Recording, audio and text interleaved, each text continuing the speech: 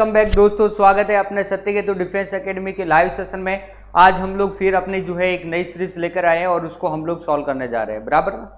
तो आज की क्लास को स्टार्ट करने से पहले आप लोग जो है जल्दी से शेयर कर दो, बराबर ना। ओके, दौलाराम चौधरी, सरवन सिंह जोधपुर, ओके, साहिल वर्मा। क्या सर टाइम पे आया करो ना। अरे भाई टाइम पे आ रहे हैं पर कभी कभार हो जाता है, ठीक है ना। आगे पीछे वाली जो क्लास है उसको थोड़ा छोड़ने में टाइम लग जाता है, उसको छोड़ते ही फिर जो है आपकी क्लास होती है, बराबर ना। चलो ठीक है, तो भाई जल्दी से आ जाओ और हम लोग जो है अपनी जो है वो क्लास स्टार्ट करने जा रहे हैं। जय हिंद। ओके, दौलाराम चौधरी का आंसर भी आ चुका है @ अभी। जय हिंद गुरुजी। ओके चलो ठीक है। सौरभ नेगी, जय हिंद। चलो ठीक है, देखो अपना पहला क्वेश्चन देखते हैं हम लोग। फर्स्ट क्वेश्चन है, उत्परिवर्तन का सिद्धांत जो है वो प्रतिपादित किया था, यानी कि उत्परिवर्तन का जो सिद्धांत जो है वो किसने दिया था। ऑप्शन है हेक्सले, डार्विन, डीब्रीज एंड लेमार्क। तो आप जल्दी से मुझे जो है इसका आंसर दीजिए कि इसका आंसर क्या होगा। कुछ स्टूडेंट ने जो है इसका आंसर दे भी दिया है, बहुत अच्छा, ठीक है ना। इसलिए तो जल्दी से जल्दी अपने जो है वो आंसर दो, क्या होगा उत्परिवर्तन का आंसर, जल्दी से दो, क्या होगा। ओके, दौलाराम चौधरी ने जो है वो सबसे पहले आंसर दिया है सी, यानी कि 3। ओके, जीएस राठौड़ शेरगढ़ से दिया है C answer. Okay very good. Sahil Verma जो है बी आंसर दे रहा है। राजा बी आंसर क्यों दे रहा है, डार्विन। डार्विन नहीं होगा। ओके, @ अभी का बिल्कुल सही है। हरिओम शर्मा सी, सौरभ नेगी सी, बहुत अच्छा, वेरी गुड, बहुत अच्छा, सबका आंसर सही है। तो प्यारे विद्यार्थियों, उत्परिवर्तन का जो सिद्धांत जो है वो ह्यूग डी ब्रीज ने दिया था, बराबर ना। ह्यूग डी ब्रीज ने उत्परिवर्तन क्या होता है आपको पता है, ये हमारा क्या है गुणसूत्र, और इस गुणसूत्र के ऊपर मणिका रूपी क्या होते हैं, जिन होते हैं, बराबर ना, जिन। और जिनों के क्रम में परिवर्तन को, जैसे 1 2 3 4 5 6 7 8 9 और 10, ये 10 जिन है, बराबर ना। अगर मैं जो है इस बीच वाले 5वें नंबर जिन को यहां से क्या कर देता हूं, हटा देता हूं, बराबर ना। अब क्या होगा, अब जो है वो जिनों के क्रम में क्या हो गया, परिवर्तन हो गया। मतलब क्या हुआ कि 1 2 3 4, अब 5 हट गया, अब 6 वाला क्या हो जाता है 5, 7 वाला क्या हो जाता है 6, 8 वाला क्या हो जाता है 6 7, इसी प्रकार 9 वाला 8 हो जाएगा और 10 वाला 9 हो जाएगा। तो ये क्या हो गया, जिनों के क्रम में क्या हो गया, परिवर्तन। यानी कि जिनों के क्रम में परिवर्तन को ही हम लोग जो है वो क्या बोलते हैं, उत्परिवर्तन कहते हैं। और यह उत्परिवर्तन जो है किसने बताया, ह्यूग डी ब्रीज ने बताया। ओके विद्यार्थी, तो आगे चलते हम लोग नेक्स्ट क्वेश्चन की तरफ। अगला क्वेश्चन हमारा कुछ इस प्रकार से है, देखो। जीव विज्ञान का जनक है, जल्दी से बताओ जीव विज्ञान का जनक कौन है। न्यूटन, थियोफ्रेस्टस, अरस्तु एंड डार्विन। तो क्या होगा इसका आंसर। बहुत अच्छा क्वेश्चन है, बहुत सिंपल क्वेश्चन है, और पिछले 2 दिन से ये रेगुलर जो है क्वेश्चन आ रहा है, अलग अलग टाइप में आ रहा है, बराबर ना। तो जल्दी से मुझे बताओ इसका आंसर क्या होगा, जल्दी से कमेंट बॉक्स में बताओ। ओके चलो ठीक है। थ्योरी ऑफ म्यूटेशन, हाँ जी बिल्कुल, जसोल सिंह भाटी, साहिल वर्मा, तेज सिंह, सरवण सिंह, बहुत अच्छा। जीएस राठौड़, सौरभ नेगी, तेजा पवार, बहुत अच्छा। साहिल वर्मा, वेरी गुड। आशुतोष गोस्वामी, बहुत अच्छा। सरवण सिंह जोधपुर, बहुत अच्छा, very good. Jasol Singh Bhati, yes. अरस्तु, वेरी गुड। विज्ञान का जनक अरस्तु, हाँ जी, विज्ञान का जनक जो है, जीव विज्ञान का जनक हम लोग किसको बोलते हैं, अरस्तु को बोलते हैं, बराबर ना। अरस्तु को हम लोग जो है प्राणी विज्ञान का भी जो है वो क्या बोलते हैं, जनक बोलते हैं, बराबर ना। इसी प्रकार से थियोफ्रेस्टस को हम लोग जो है वनस्पति विज्ञान का भी जो है वो क्या बोलते हैं, जनक बोलते हैं। न्यूटन को हम लोग जो है क्या बोलते हैं, भौतिक विज्ञान का जनक बोलते हैं। किसका, भौतिक विज्ञान, भौतिक विज्ञान, यानी कि भौतिक विज्ञान का जो जनक जो है वो हम लोग किसको बोलेंगे, न्यूटन को बोलेंगे।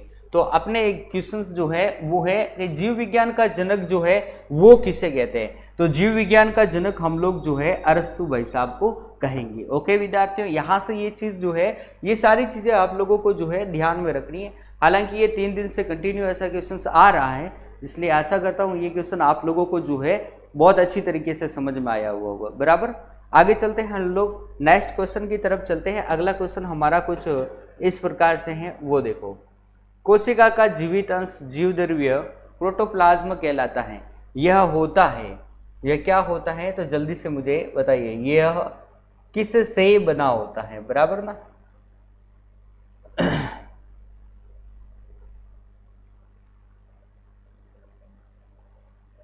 ओके ठीक है, ओके। कोशिका का जीवित अंश जीवद्रव्य प्रोटोप्लाज्म कहलाता है, बराबर ना, और यह किस से बना होता है, तो मुझे जल्दी से कमेंट बॉक्स में आंसर दो। बहुत सिंपल क्वेश्चन है, इसमें बस कुछ नहीं, थोड़ा सा सोच के आंसर देना है। बहुत अच्छा क्वेश्चन है ये। अगर हम लोगों को थोड़ी बहुत थ्योरी आती है तो थ्योरी के बेस पे हम लोग जो है ये क्वेश्चन जरूर दे देते हैं आंसर, बराबर ना। हाँ जी, good afternoon Jitendra Kumar, good afternoon Gaurav Prajapati, बहुत फिजिक्स न्यूटन, हाँ जी वेरी गुड। हाँ जी गौरव प्रजापति, उत्परिवर्तनवाद का नियम डार्विन, हाँ जी उत्परिवर्तनवाद का जो नियम जो है वो डार्विन ने दिया था, ठीक है ना। और उत्परिवर्तन के बारे में किसने बताया, ह्यूग डी व्रीज ने सर्वप्रथम। और उत्परिवर्तन क्या होता है, तो जीनों के क्रम को हम लोग उत्परिवर्तन कहते हैं, बराबर ना। ओके, बहुत अच्छा है, चलो ठीक है। आंसर भी अभी जो है वो बहुत अच्छे आंसर आ रहे हैं, सभी के answer B B B B, किसी का डी आंसर आ रहा है। अरे जीएस राठौड़ शेरघाट, सभी से अलग, अच्छा बी, सभी का डी आ रहा है, सिर्फ ये सरवन सिंह जोधपुर ये जो है बी आंसर दे रहे हैं। कोशिका का जीवित अंश जीवद्रव्य प्रोटोप्लाज्म कहलाता है, यह किससे बना होता है, देखो हम लोग अभी देख लेते हैं क्या होता है, ठीक है ना। तो प्यारे विद्यार्थियों, ये क्या चीज होती है, ये क्वेश्चन जो है वो कहाँ से पुटअप हुआ है, हम लोग ये देख लेते हैं। ये हमारा क्या है, कोशिका है, और इसके मिड वाला ये पार्ट क्या होता है, केंद्रक होता है, बराबर ना। और यहाँ से ये अपने इस कोशिका झिल्ली, ये बाहर वाला जो पार्ट होता है, इसको हम लोग जो है वो क्या कह सकते हैं, कोशिका झिल्ली कहेंगे, राइट है। प्यारे विद्यार्थियों, यहाँ से हम लोग देखते हैं इस कोशिका झिल्ली से लेकर के इस केंद्रक, इन दोनों के बीच वाला ये जो स्थान होता है, ये पूरा पूरा जो स्थान है, इसको हम लोग क्या बोलते हैं, कोशिका द्रव्य बोलते हैं। ये चीज हमें पता है ऑलरेडी, कोशिका द्रव्य, बराबर ना। आगे हम लोग चलते हैं। अब क्वेश्चन ये है, कोशिका का जीवित अंश जीवद्रव्य कहलाता है, ये पूरा पूरा क्या है, जीवद्रव्य। केंद्रक में जो है जो क्या होगा, केंद्रक द्रव्य, और केंद्रक द्रव्य के बाहर कोशिका झिल्ली और केंद्रक झिल्ली के मध्य में जो है इसे हम लोग बोलते हैं जीवद्रव्य। अब कहते हैं जीवद्रव्य कहलाता है, यह किससे बना होता है, तो ये देखो इसके अंतर्गत क्या होती है, गोल्जिकाएं होती है, बराबर ना, अंतःपर्दवीय जालिकाएं होती है, और अपने क्या होते हैं, ये माइट्रोकॉन्ड्रिया होते हैं, लाइसोसोम होते हैं, इसके ऊपर राइबोसोम पाए जाते हैं। ये सारे क्या है, ये सारे जो है कोशिकांग है, मतलब कि कोशिका के अंग है, कोशिकांग, बराबर ना। ये चीज जो है आपको पता होगा, कोशिकांग मतलब ये सारे कोशिका के अंग है। अब हम लोग आगे चलते हैं। केवल कोशिका द्रव्य पाया जाता है, तो हम लोग देखते हैं, देखो बिल्कुल कोशिका द्रव्य तो पाया ही जाता है, सीधी सी बात है। हाँ जी, ये कोशिका द्रव्य है, सही है ये। अब कह रहा है कोशिका द्रव्य और केंद्रक द्रव्य, जी नहीं, केंद्रक द्रव्य और कोशिका द्रव्य ये दोनों देखो, कोशिका के अंतर्गत जो है ये केंद्र के अंतर्गत पाया जाने वाला ये केंद्रक द्रव्य भी पाया जाता है, और ये बाहर वाला जीव द्रव्य भी पाया जाता है, ये भी सही है। केवल केंद्रक द्रव्य पाया जाता है, केंद्रक द्रव्य नहीं, सिर्फ उसमें कोशिका द्रव्य भी है। कोशिका द्रव्य, केंद्रक द्रव्य और अन्य कोशिकांग ये भी पाए जाते हैं। हाँ जी, कोशिका द्रव्य भी पाए जाते हैं, केंद्रक द्रव्य भी पाए जाते हैं, और ये सारे के सारे कोशिकांग भी पाए जाते हैं, राइट है ना।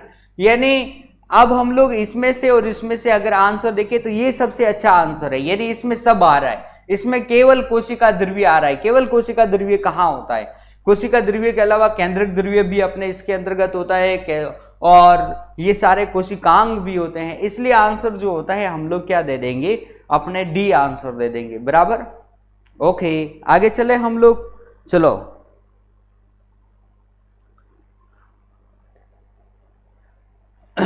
नेक्स्ट क्वेश्चन की तरफ चलते हैं। कोशिका ऊर्जा ग्रह किसको कहा जाता है? तो जल्दी से मुझे बताइए, कोशिका का ऊर्जा ग्रह जो है वो किसे कहते हैं? जल्दी से बताओ। बहुत अच्छा क्वेश्चन है कि कोशिका का ऊर्जा ग्रह हम लोग जो है वो किसे कहेंगे? गोल्जी का है, न्यूक्लियस, माइटोकॉन्ड्रिया या राइबोसोम?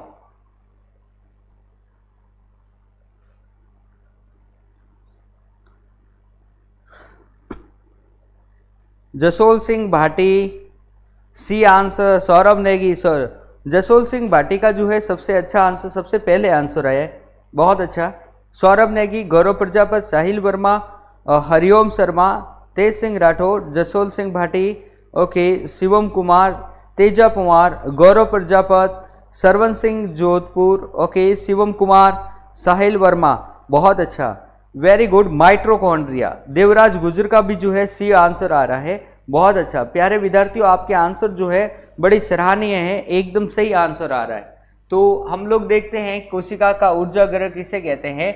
तो कोशिका का ऊर्जा ग्रह हम लोग जो है माइटोकॉन्ड्रिया को कहते हैं, बराबर ना। आपको पता है माइटोकॉन्ड्रिया के अंतर्गत जो है वो क्या होता है? भोजन बनाने की क्रिया होती है कोशिका के, इसलिए हम लोग जो है वो क्या कहते हैं? कोशिका का ऊर्जा ग्रह कहते हैं। प्यारे विद्यार्थियों, एक क्वेश्चन ये भी आता है कि कोशिका में श्वसन की क्रिया कहाँ पर होती है? तो कोशिका में श्वसन की जो क्रिया होती है, श्वसन की क्रिया जो होती है वो क्रिया भी अपने कहाँ पर होती है? माइटोकॉन्ड्रिया में होती है, ये चीज ध्यान में रखना। आई बात समझ? कोशिका में श्वसन की क्रिया कहाँ पर होती है? माइटोकॉन्ड्रिया में होता है। माइटोकॉन्ड्रिया जो होता है वो हमारे कहाँ पर पाया जाता है? तो एक तो हमने अभी जस्ट इसके पीछे देखा था कोशिका द्रव्य में, ये हमारे जो है कोशिका द्रव्य में, कोशिका द्रव्य, बराबर ना, ये चीज ध्यान रखना। और माइटोकॉन्ड्रिया कहाँ पर पाया जाता है? कोशिका के कोशिका द्रव्य में पाया जाता है, न कि केंद्रक द्रव्य में पाया जाता है, अभी मैंने जस्ट इसमें बताया था, बराबर ना, ये चीज ध्यान में रखनी है। ओके, एक प्यारे विद्यार्थी, यहाँ पे एक क्वेश्चन बहुत अच्छा आता है कि डीएनए जो होता है वो हमारे, ये कोशिका है, इस कोशिका के केंद्रक में यहाँ डीएनए पाया जाता है, लेकिन अब क्वेश्चन ये है कि ये डीएनए केंद्रक के अलावा और कहाँ पाया जाता है? तो डीएनए केंद्रक के अलावा माइटोकॉन्ड्रिया में भी पाया जाता है। तो हम लोग यहाँ पे भी ये भी चीज कह देंगे कि डीएनए जो होता है वो केंद्र के अलावा अपने माइटोकॉन्ड्रिया में भी पाया जाता है, राइट है ना। और ये क्या करता है? ऊर्जा का निर्माण करता है, इसलिए हम लोग इसको कोशिका का शक्ति ग्रह कहते हैं। गोल्जिकाओं की खोज जो है कैमिलो गोल्जी ने की थी, कैमिलो गोल्जी, गोल्जिकाओं की खोज जो है कैमिलो गोल्जी ने की थी, बराबर ना। गोल्जिकाओं का जो निर्माण जो होता है वो निर्माण कौन करता है? तो अंतःपर्दवीय जालिकाएं करती है, ये चीज भी ध्यान में रखनी। गोल्जिकाओं को हम लोग जो है यातायात प्रबंधक भी कहते हैं। राइबोसोम जो होते हैं वो एंडोप्लाज्मिक रेटिकुलम यानी अंतःपर्दवीय जालिका, जो खुरदरी अंतःपर्दवीय जालिका होती है उसके ऊपर अपने राइबोसोम पाए जाते हैं। और इस राइबोसोम का प्रमुख कार्य क्या होता है? तो इसका प्रमुख कार्य होता है प्रोटीन का निर्माण करना, इसलिए हम लोग राइबोसोम को जो है प्रोटीन की फैक्ट्री भी कहते हैं, ये चीज जो है वो ध्यान में रखनी है। ओके, आगे चलते हैं, नेक्स्ट क्वेश्चन की तरफ चलते हैं। अगला क्वेश्चन हम लोग देखते हैं, कुछ इस प्रकार से है।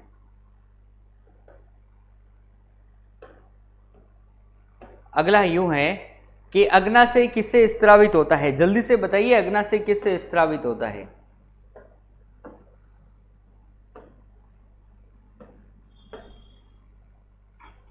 अग्नाशय किससे स्त्रावित होता है? जल्दी से। हाँ, ये आई रिक्वेस्ट यू टू सत्य to app please technical class कराइए कभी प्लीज। ओके, शिवम कुमार,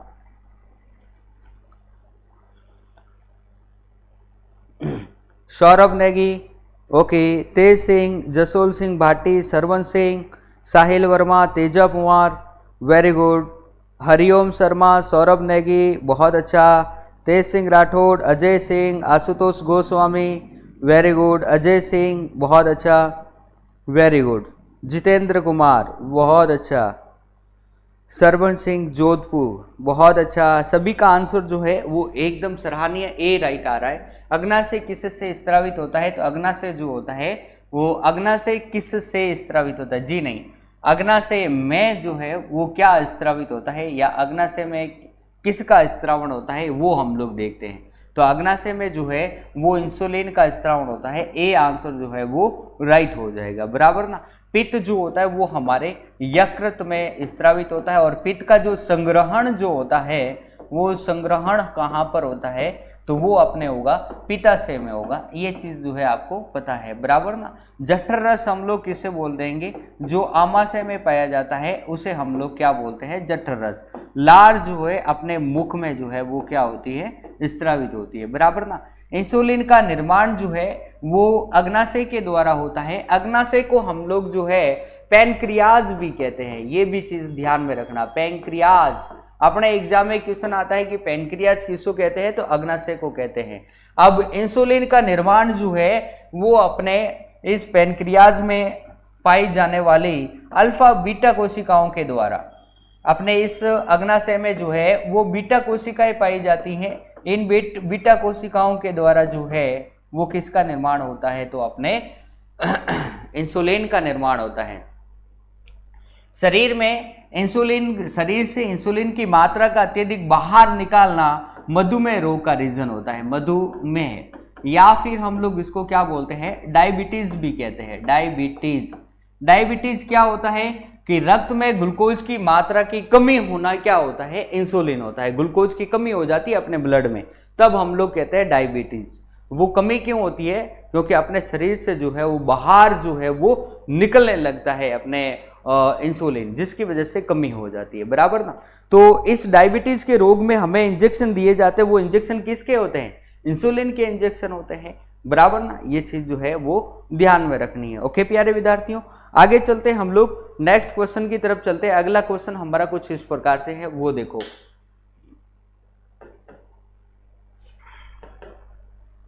आगे देखो, तत्व के सबसे छोटे भाग को क्या कहते हैं? बहुत सिंपल क्वेश्चन है।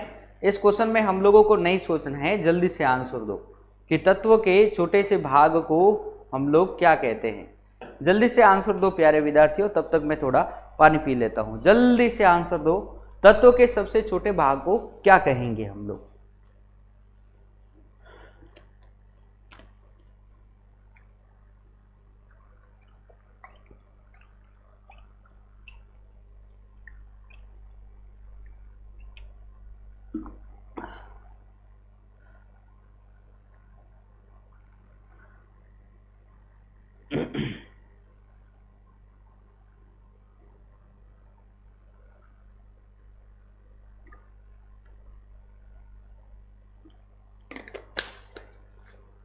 बहुत अच्छा, वेरी गुड। सभी के आंसर जो है एकदम सही से आंसर आ रहे हैं। बहुत अच्छा प्यारे विद्यार्थियों, आपके आंसर जो है बहुत अच्छे, एकदम सही आंसर आ रहा है। सभी का आंसर ए आंसर आ रहा है। बहुत अच्छा, very good, A answer. Okay, बहुत अच्छा। यानी तत्वों के सबसे छोटे भाग को हम लोग जो है वो क्या कहते हैं? परमाणु कहते हैं। क्या कहते हैं? परमाणु। तत्वों के सबसे छोटे भाग को हम लोग जो है परमाणु कहते हैं। और परमाणु के जो मूलभूत कण होते हैं, मूलभूत कण, ये चीज ध्यान में रखनी है। परमाणु के जो मूलभूत कण होते हैं वो कण कौन से होते हैं? एक हमारे पास में इलेक्ट्रॉन होता है, एक प्रोटॉन होता है और एक न्यूट्रॉन होता है। ये अपने जो परमाणु होता है इसके मूलभूत कण होते हैं। ये चीज हमें ध्यान में रखना है। प्रोटॉन प्लस होता है, इलेक्ट्रॉन पर नेगेटिव चार्जिंग होता है और न्यूट्रॉन पर कोई चार्जिंग नहीं होता है। ठीक है प्यारे विद्यार्थियों, आगे चलते हैं हम लोग नेक्स्ट क्वेश्चन की तरफ चलेंगे। अगला क्वेश्चन हमारा जो है कुछ इस प्रकार से है, वो देखते हैं। देखो, ब्लीचिंग पाउडर का रासायनिक सूत्र क्या है? प्यारे विद्यार्थियों, ये क्वेश्चन बहुत अच्छा क्वेश्चन है। मैं आपको फटाफट ये क्वेश्चन जो है करवा देता हूं। देखो, ब्लीचिंग पाउडर का जो है वो रासायनिक सूत्र क्या है? तो ये हमारा सूत्र होगा CaOCl2, कैल्शियम ऑक्सीक्लोराइड। यहाँ पर ब्लीचिंग पाउडर लिखा हुआ आया है, लेकिन अपने एग्जाम में डायरेक्टली लिखा हुआ आया था कि कैल्शियम ऑक्सीक्लोराइड का फॉर्मूला क्या होता है। तो कैल्शियम ऑक्सीक्लोराइड कह दो या ब्लीचिंग पाउडर कह दो, दोनों एक ही चीज है, बराबर ना। ओके, तो ये नाम भी हम लोगों को जो है वो ध्यान में रखना है, कैल्शियम ऑक्सीक्लोराइड CaOCl2, और इसी को हम लोग जो है वो क्या बोलते हैं, ब्लीचिंग पाउडर। अब इसका निर्माण जो है वो कैसे होता है वो एक बार हम लोग देख लेते हैं। जब हम लोग CaO यानी कि ये बुझा हुआ जो चूना होता है, इस बुझे हुए चूने की अभिक्रिया हम लोग जब वाटर से करवाते हैं तब ये क्या है, बिना बुझा चूना कैल्शियम ऑक्साइड, जिसे हम लोग आम भाषा में जो है वो कल्ली भी कहते हैं, बराबर ना। अब हम लोग सॉरी, इस कली को हम लोग जब वाटर में भिगोते हैं तब हम लोगों को बुझा हुआ चूना CaOS2, जिसे हम लोग कैल्शियम हाइड्रोक्साइड कहते हैं, और ये एक प्रकार का बुझा हुआ चूना है। अब हम लोग इस पर से जब हम लोग क्लोरीन गैस को निकालते हैं Cl2, तब हम लोगों को एक पीले रंग की पट्टी यहाँ पर मिलती है, जिसे हम लोग CaOCl2 बोलते हैं, CaOCl2। वापस यहाँ से ही लिख देता हूँ मैं, CaOCl2 कैल्शियम ऑक्सीक्लोराइड। तो प्यारे विद्यार्थियों, ये ब्लीचिंग चूर्ण है, ब्लीचिंग पाउडर है, ये हम लोगों को जो है जब हम लोग कैल्शियम हाइड्रोक्साइड से हम लोग जो है क्लोरीन गैस प्रोवाइड करते हैं, उसके ऊपर कैल्शियम हाइड्रोक्साइड यानी बुझे हुए चूने पर से जब क्लोरीन गैस को प्रोवाइड किया जाता है, तब हम लोगों को जो है ये प्राप्त होता है, क्या, ब्लीचिंग पाउडर प्राप्त होता है, बराबर ना। ठीक है, आगे चलते हैं हम लोग नेक्स्ट क्वेश्चन की तरफ चलते हैं, ठीक है ना।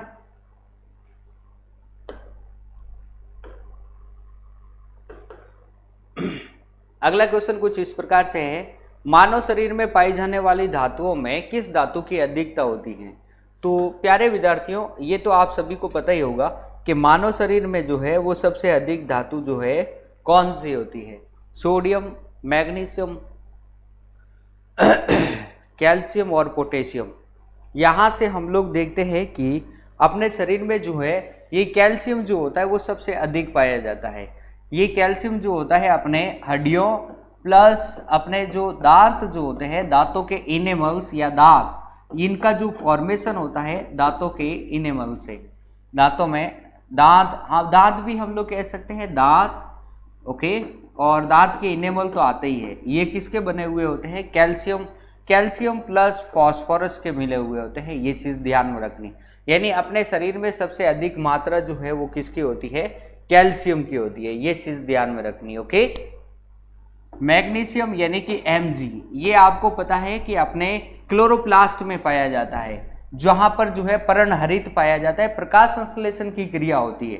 तो हम लोग ये कह देंगे कि ये Mg जो मैग्नीशियम जो होता है वो सामान्यतया क्लोरोप्लास्ट में पाया जाता है, पर्णहरित, जहां पे प्रकाश संश्लेषण की क्रिया होती है, क्लोरोप्लास्ट, हम लोग ये बोलेंगे क्लोरोप्लास्ट, बराबर ना, क्लोरोप्लास्ट। यहाँ पर जो है ये क्या पाया जाता है, अपने मैग्नीशियम पाया जाता है। क्लोरोप्लास्ट कह सकते हैं या फिर हरित लवक भी कह सकते हैं, क्लोरोप्लास्ट या फिर हम लोग कह देंगे हरित लवक, हरित लवक, बराबर ना। ठीक है, आगे चले हम लोग पोटेशियम। बाकी सोडियम और पोटेशियम इन सब के बारे में आप लोग जानते हो, मैंने आपको बहुत अच्छे तरीके से इन सब के बारे में बता रखा है। फिर भी आप जो है अगर कुछ और जानना चाहते हो तो अपने पुराने वीडियो देखोगे तो आपको बहुत कुछ मिल जाएगा, बराबर ना। ओके, हाँ जी, मैग्नीशियम, हाँ जी, लीफ में, हाँ ओके, साहिल वर्मा, चलो ठीक है, हाँ जी। आगे चले हम लोग नेक्स्ट क्वेश्चन की तरफ चलते हैं। अगला क्वेश्चन हमारा कुछ इस प्रकार से है, देखो अगला है, पेट्रोलियम शोधन में जो है, पेट्रोलियम शोधन में विधि प्रयुक्त होती है, यानी पेट्रोलियम शोधन के लिए जो है वो कौन सी विधि प्रयुक्त होती है वो हम लोग देखेंगे। तो प्यारे विद्यार्थियों, ये मैं आपको पहले भी बता चुका हूं। देखो ऊर्ध्वपातन जो होती है, जो अपने क्या होती है, ठोस से डायरेक्टली हम लोग किस में होता है, ठोस से गैस, और गैस से पुनः जो है वो किस में बदलता है, ठोस में बदलता है। और इस ऊर्ध्वपातन के अंतर्गत आपको पता है क्या आता है, कपूर आता है, नेफ्थलीन आता है, ओके, नेफ्थलीन, कपूर, नेफ्थलीन, आयोडीन, इन सब का जो है वो निष्कर्षण हम लोग जो है ऊर्ध्वपातन के द्वारा करते हैं, कपूर, नेफ्थलीन, आयोडीन, ओके। और अब निथारना आपको पता है, निथारना यानी कि पानी, अगर मैं ये कह दूं कि पानी प्लस रेत या कंकड़, यानी छोटे छोटे कंकड़ जो होते हैं अगर मैं पानी में डालता हूं तो उस दोनों को मैं अलग कैसे कर सकता हूं, निथार के द्वारा। मैंने कंकड़ डाले इस मटकी के अंतर्गत, पानी से भरा हुआ है, कुछ समय पश्चात देखता हूं तो कंकड़ नीचे बैठ जाता है और पानी, शुद्ध पानी ऊपर रहता है, तो इसे मैं क्या बोलता हूं, निथारना। छानना आप बिल्कुल जानते हो, छानना क्या होता है, जैसे कि हम लोग आटा छानते हैं, आटे में से हम लोग जो है कुछ हम लोग जो है कुछ अशुद्धियाँ होती है उसको बाहर निकालते हैं। इसी प्रकार से जब हम लोग अपना घर वगैरह बनाते हैं उस समय आपने देखा होगा कि हम लोग रेत को छानते हैं, यानी बजरी को छानते हैं, तो वो भी क्या है, एक छानना होगी, यानी कि बजरी में से, रेत में से हम लोग बड़े बड़े कंकड़ को बाहर निकाल रहे हैं, तो वो क्या हो जाता है, छानना। इसी प्रकार से पेट्रोलियम शोधन का जो विधि जो होती है वो हमारे पास में होती है प्रभाजी आसवन मेथड होता है। इस प्रभाजी आसवन मेथड के अंतर्गत हम लोग जो है अपने इस भूमि की निचली परतों से क्या निकलता है, कच्चा तेल निकलता है, और इस कच्चे तेल को हम लोग जो है एक भट्टी में डालते हैं, और वो भट्टी जो होती है अपने अलग अलग टेम्परेचर पर जो है अलग अलग जो है पदार्थ देती है, उसी को हम लोग क्या बोलते हैं, प्रभाजी आसवन मेथड बोलते हैं, बराबर ना। तो प्यारे विद्यार्थियों, ये प्रभाजी आसवन मेथड मैंने आपको बहुत अच्छी शानदार तरीके से अपने किस में बता रखा है, फ्यूल में बता रखा है, ईंधन में बता रखा है। अगर आप लोग ईंधन में जाओगे तो वहां पे मैंने फ्यूल में जो है अपने क्लासिफिकेशन कर रखा है, ठोस, द्रव, गैस, द्रव के अंतर्गत मैंने ये चीज जो है वो बता रखी है, तो आप देखना चाहो तो वहां पर भी देख सकते हो। ओके, तो आगे चले, हम लोग नेक्स्ट क्वेश्चन की तरफ चलते हैं। हास्य यानी कि हंसाने वाली गैस जो होती है वो कौन सी होती है, तो जल्दी से बताओ, हंसाने वाली गैस जो होती है हम लोग किससे कहेंगे, nitrous oxide, nitric oxide, nitrogen and ammonia.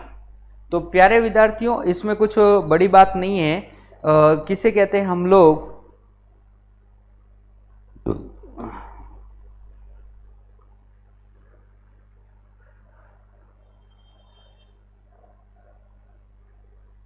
बहुत अच्छा, वेरी गुड, ए आंसर आ रहा है, बहुत अच्छा। तो प्यारे विद्यार्थियों, यहाँ से हास्य वाले जो गैस जो होती है इसको हम लोग बोलते हैं नाइट्रस ऑक्साइड कहेंगे, यानी कि N2O, नाइट्रस ऑक्साइड। ओके, चलो ठीक है। और एक बात ध्यान में रखना, इसका उपयोग डॉक्टर के द्वारा जो है वो एनेस्थीमिया, ये एक रोग होता है, उसके रोग के इलाज के लिए भी जो है अपने नाइट्रस ऑक्साइड का प्रयोग करता है, ठीक है। ओके प्यारे विद्यार्थियों, लास्ट क्वेश्चन मैं आपको दे देता हूं अपने होमवर्क के लिए, वो आपको होमवर्क करना है। अगला क्वेश्चन अपना इस प्रकार से है, एक आदर्श वोल्ट का मीटर का प्रतिरोध कितना होता है, ये आपको जो है अपने होमवर्क में करना है। ये मेरा होमवर्क है, जब अपने क्लास खत्म हो जाए उसके बाद में कमेंट बॉक्स में आपको जो है इसका आंसर देना है, बराबर ना। ओके,